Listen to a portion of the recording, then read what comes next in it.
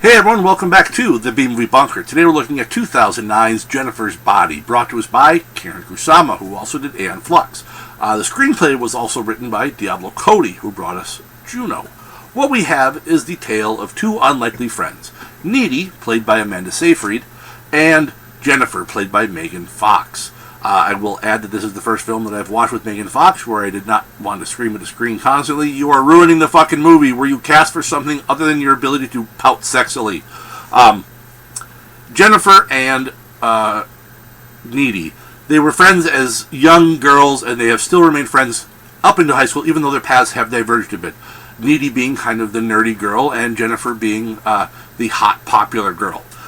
Things go kind of south after they go see an indie band at a bar, and the band, in an effort to become successful, need to sacrifice a virgin to the devil, and they choose Jennifer, who is not a virgin, and things go bad when she is then comes back to life after being sacrificed, and has a new appetite for men, as it were.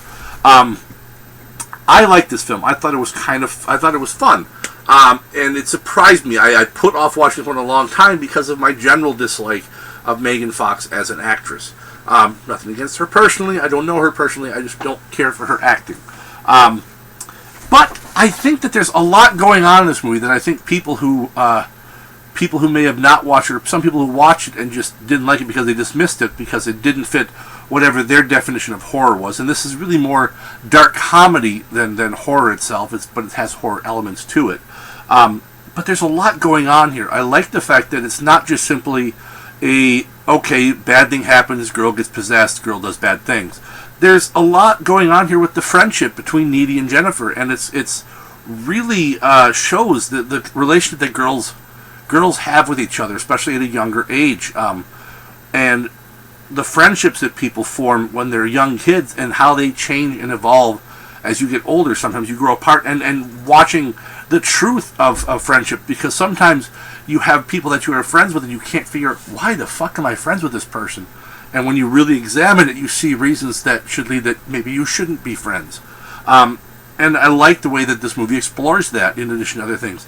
I liked, actually, Megan Fox in this one, because she shows a vulnerability to the character of Jennifer. I mean, it surprised me a lot, because, as I said, I don't care much for her as an actress, but I think she was good in this, in showing, despite the fact that she is the hot, popular girl, and she's kind of for lack of a better term, kind of a bitch, but she has an insecurity to her that pretty much everyone does, especially in high school. Everyone has some insecurity, and I like how this movie explored that. I also like that some of the gore was way over the top, and I liked it. I think it fit well with the movie, and I like the dialogue that Diablo Cody wrote, and I like her writing style in general, because I think she writes kind of believable young characters, and they talk in ways that I think, and they act in ways that I think young people do, or at least did back when I was in high school, back in the 1870s.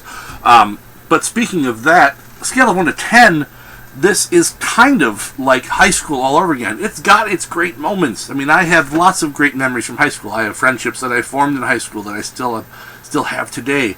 But then there's also all that insecurity, and there's all the emotions and the fucking hormones and all that shit flooding back to me, on top of the fact that I could have never dated a girl like Jennifer unless she had been possessed by the devil, at which point she would try to eat me, which would be probably well-deserved, because if I dated a girl solely for her looks, I'm kind of a shallow dick and should probably be eaten anyways. But I liked this one. As I said, it was fun. It was kind of campy, but it was still well-made. It was pretty good, decent production value on this, as far as the cinematography, the sound, all of that. And I think you get really good acting, both out of Seyfried and Fox, surprisingly. It really, I may have to reevaluate her a little bit. But that's all I've got for this one. Till next time, stay safe out there in the wasteland, folks.